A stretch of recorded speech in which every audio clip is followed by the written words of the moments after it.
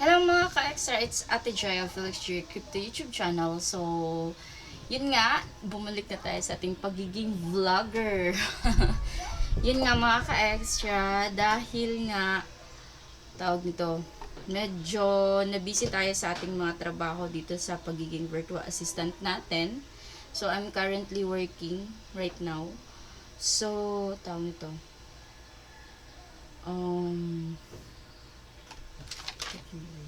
wait na, wait. So, yun. Medyo hindi na tayo nakapag-upload ng mga videos tungkol sa pre-earning crypto website. Kasi nga, yun nga, na-busy po tayo sa ating pagtratrabaho as a VA. Yes, we are virtual assistant for almost 2 years na po. 2 years na. Praise God. So, I've been working with my client ngayon. Sumasahod ako ng secret, but I will consider it's a premium client na siya. Kasi yun, kita nito yung background nito, hindi na yung medyo may pagkaano na nasa bagong office na ako, tawag ito. Nandito na ako ngayon sa aming bagong bahay, pero hindi pa siya natapos. As yung nakita niyo dito, budget lang po yan na nilagay ko para hindi siya masyadong silaw. Silaw. Ayan.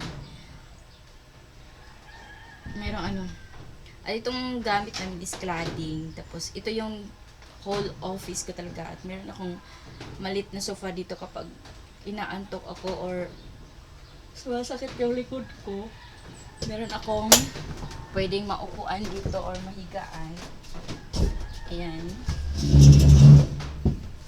So, yan. Ito yung, maliit na sofa ko. So, yun mga ka-extra. So, tapos, syempre, di naman pwede talaga na di ko pwede dalhin yung mga books ko. So, meron akong books dito. Ang daming books dito, guys. Wait lang. Pakita ko sa inyo. Tapos ko muna. So, yan. Yan yung mga books ko. Yung blue, binibenta ko po yan. Yung Bible story, nagbebenta po ako ng mga books. So, as you can see, yan po yung mga collection ko before when I was an affiliate marketer. Yan, affiliate marketer po ako noon. Hanggang ngayon po. So, ito yung mga books. Ayan mga ka-extra. Hindi ko makita, baka hindi ako makita sa mukha. Hindi ko makita yung mukha ko dito sa dapat kailangan makita ko kasi mukha ako dito. So, ayan. So, webcam lang kasi yung ginagamit ko. Ayan, nakakonect yung wire. So, ito yung yung mga books na binibenta ko online. Itong mga binibenta ko books online.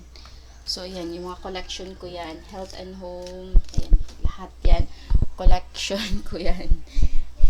Tapos, meron akong 10 sets of Bible stories. At meron din akong, syempre, kung meron po tayong spiritual.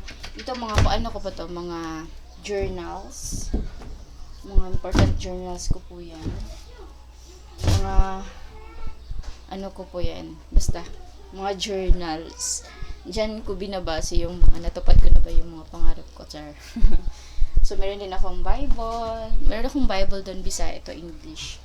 So, ito po din yung mga hindi ko pa siya nabasa. Hindi ko pa siya nabasa. Yung anak ko.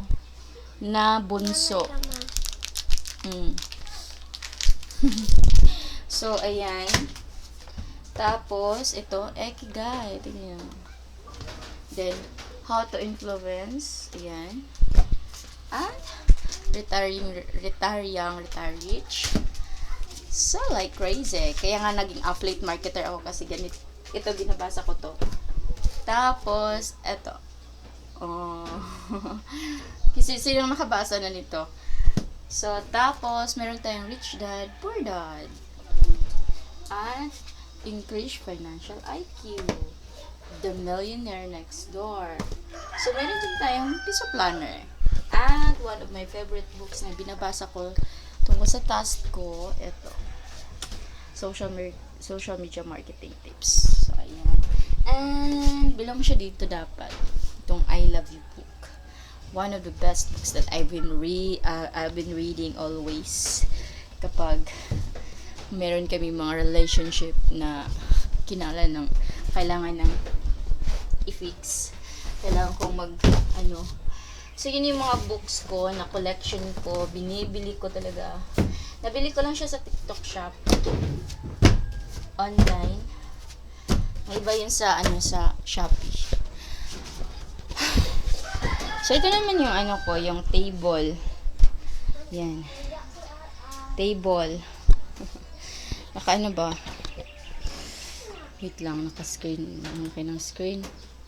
So, ito yung table ko. Computer yan. So, yung computer ko is, lang ito. Pwede siyang i-search. Pero yung CPU niyan is i5. i5 yung ginagamit ko na CPU. Tapos, syempre, yung keyboard ko na pang malakasan na almost 2 years ko nang ginagamit in play at with mouse. Tapos, ano pa ba? At yung bagong journal ko, noon yung journal ko is notebook lang. Ngayon, nag-upgrade na tayo into tadan! Maganda kasi yung quality ng papers niya. Tapos, pwede mo po siyang i-sheet. Lagay ko muna dito. So, ito yung bagong journal ko. Nabili ko siya sa hindi siya sa online. Pero 70 pesos ata to. So, yan. Nabili namin. Ay, nabili ko. Tapos, may pen. Bago ko lang siya na sinulatan. Hindi pa siya tapos. So, yan. Ang sa akin, nagsusulat talaga ako ng journal. Sometimes, once a week, twice a week. Di talaga everyday. Kasi, yan nga, masyado akong busy. Kasi ngayon, meron kaming activity sa church. Tapos ako yung leader. Or ako yung nagdadala ng program. So, kailangan kong maging hands-on doon. So, yun nga mga ka-extra. Being a VA is, di siya madali. Di din siya, di din siya easy money. Alam niyo naman na nag-start ako mag-vlog 2020. Yan, tapos yung nagsa-start pala ako mag-vlog hanggang sa nag-apply ako ng virtual assistant, social media manager, hindi ako natanggap, yun. But finally, ito, nagkaroon din ng client na mabait at napaka-understanding at grabe, napabilib talaga ako sa client na to. So, yung first client ko din, nasa Upwork, mabait din yun. Grabe. Almost 1 year din kami noon. But, yun nga, na-end yung contract. Tapos, okay naman yung earnings sa Upwork. But, meron talagang kukunan pa ng 10% ng Upwork yung income mo.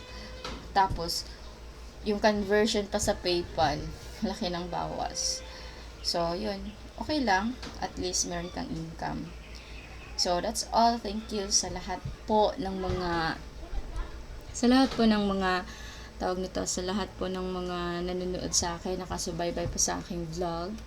Thank you po. At soon, gagawa po tayo ng mga courses tungkol sa virtual assistant. Ang ko po is social media manager.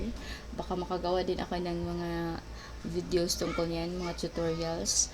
So, hoping na maging successful tayo. At isa sa mga naging talaga, fruit of labor talaga namin mag-asawa is itong bahay na to. It's a 2-story house. Nandito ako sa 2nd floor. Tapos, half cladding siya, half cement. Tapos, naka-color roof. So, kahoy lang yung ginamit namin kasi marami na mga kahoy namin sa bukid. Yun lang. That's all. Thank you. And sana ay mangarap po tayo para sa pamilya natin. At huwag po kayong sumuko kung meron mang huwag po kayong sumuko.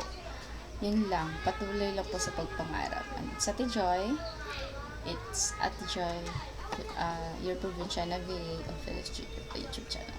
Thank you. Bye-bye.